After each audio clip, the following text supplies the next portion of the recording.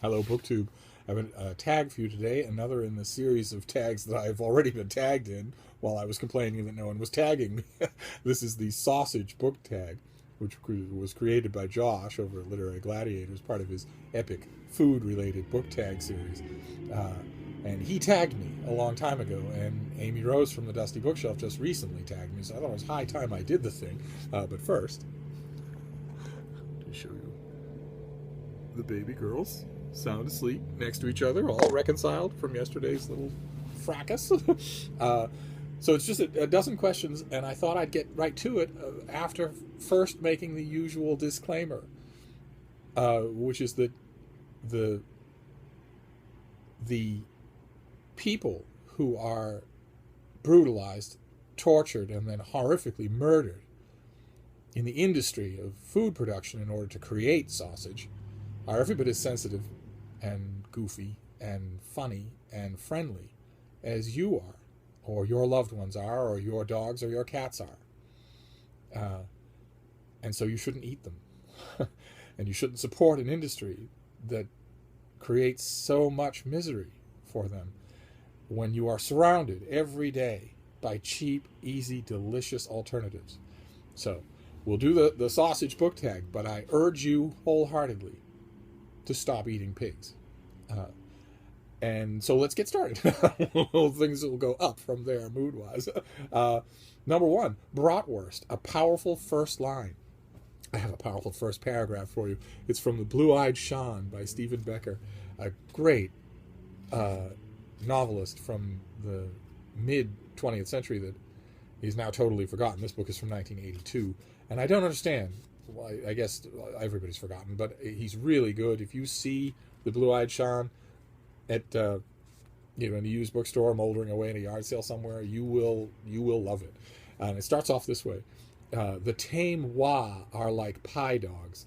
They will slink and snarl and grin for a bone, but the wild Wa dwell high upon the mountain and smile for no man. Their villages are set in swales and dingles, tiny valleys off the ridges, and the entrances to either end are planted with dense, thorny hedge, and the way in or out is crooked and winding. It was not always so. When the rifle came to these hills, men with swords, knives, and even crossbows had to change their ways. No rifle can see through the wild Wa hedge, and no bullet can wend the windy way. The wild Wa feature prominently in The Blue-Eyed Shawn. Question number two, Braunschweiger, a work you enjoy that most people complain about. And actually, the work I have in question comes no surprise to anyone, who's actually complained about by Amy Rose just recently. That is Meg, that masterpiece of modern literature. Question number three, Frankfurter, a work from a familiar author that you want more people to read. And I have one in mind. It's famous because its author is famous, but it could stand to be more famous. Virginia Woolf, of course, is famous for To the Lighthouse and Mrs. Dalloway. But I've championed this thing on this channel before. A Room of One's Own by Virginia Woolf is a short nonfiction work, absolutely brilliant, about women and writing and the place of women in the world, the place of women in literature. I can't recommend it high enough. It takes an hour to read, and it'll stick with you forever. Number four, Knockwurst, a short but meaningful work. I'm going to go with A Room of One's Own again. It's incredibly powerful. Just those of you who read it will know what I mean. It will move you to tears.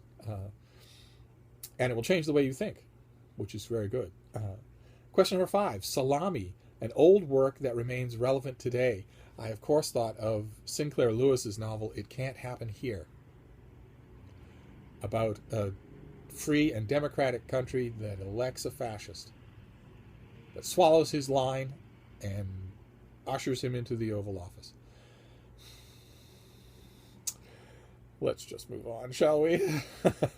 Question number six, Corzo, your favorite work from or about a Spanish-speaking country.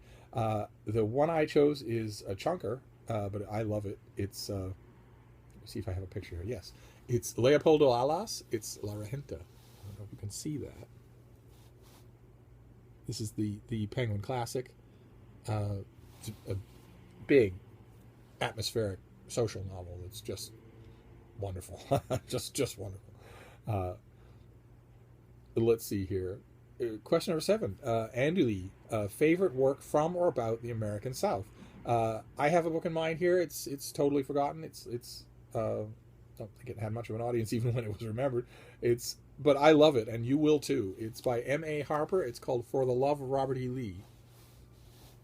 We're going to have to do something about this light. There we go. And it's about a young girl who's crippled, and whose escapism is in the past, and she finds that she's developing a sort of a romantic crush on the young Robert E. Lee that she reads about in history, and the novel also flashes to dramatized periods of Lee's life, and it's just wonderful. It's just amazing. Let's see here. Question number 8. Kielbasa, your favorite work from or about Poland?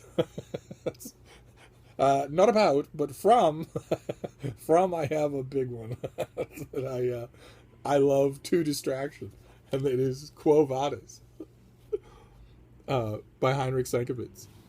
You can't even see that, can you? There we go. This is one of 80 million covers that it's had. One of the most successful Roman historical novels of them all, full of shot and incident, just hammy as all get out. I dearly love it. Read it just about every 2 or 3 years. Don't know that I can recommend it if you're into that sort of thing, a gigantic historical novel. And Sienkiewicz's brother wrote even longer historical novels that no one remembers. Then definitely give it a go. And by all means, watch the movie. Question number 9, Blood Sausage, a work you are surprised you enjoyed. I have one in here. I still can't believe it myself, but those are the breaks. It's this. A Torch Against the Night by Saba Tahir.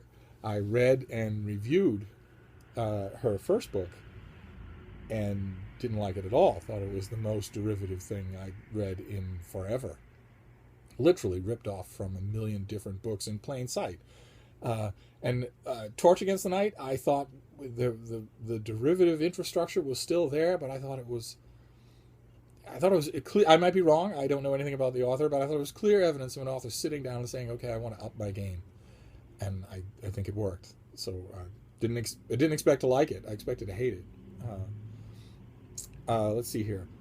Question number 10. Pepperoni, a favorite writer who leaves an aftertaste. I don't really know that, but the one I have in mind is one of my favorite writers, and if by aftertaste you compulsively remember his observations and whatnot, then it would be this. Tacitus, the Roman historian and senator, Tacitus, who wrote a couple of major works of history and a couple of minor works of history, and the major works of history that he wrote are very, very thought-provoking. Also very entertaining. The Annals of Ancient Rome is a very entertaining book. They don't make historians like that anymore. Not quite, anyway. Question number 11. Bologna, a mass market you enjoyed. This would be, there are too many to show, but it would be 2 different categories. There are 2 main categories of mass market books that I enjoy. The first is romances, and the second is Star Trek novels. Those are 2 things that have just adamantly stayed in mass market form, where everything else has moved to trade, and I wouldn't have it any other way. The form itself has a sentimental attachment to me as well as the books. Question number 12, hot sausage. What is your favorite sausage? Well, when I ate meat, it was pepperoni. But I stress again, pepperoni only gets to you on your pizza or in your supermarket through agony and suffering. Not theoretical agony or suffering. It only gets so that you can buy it by having people who could look you in the eye and snuggle against you and goof around with you, screaming in agony and terror because they can see their death coming. So my favorite sausage was pepperoni, but I would under no circumstances eat it ever again, and neither should you. You should stop today. And question number 13, thank God, is vendor. Who do you tag? And I have a list of people here. Of course, I want to tag Adam at Mementomori, BookTube's resident foodie. But also, There's a channel that's very good despite its horrific satanic name. It's called Reading with Cats. uh, I tag her. There's Yolanda from Nomadic Book Corner. I'll put the links to all these down below, but I tag you as well. The young ladies at Bedtime Book Club. I not only want to hear their answers to this tag, I want them to do more videos. You should do 4 videos a week, for Pete's sake. Darcy at LazyBooks. Just found your channel and love it. So by all means, consider yourself tagged. And you know, that's it for my named tags. But of course, I love these sorts of things, so I'd love to hear it from everybody. And that's it for today. I'll see you soon, BookTube. Thank you.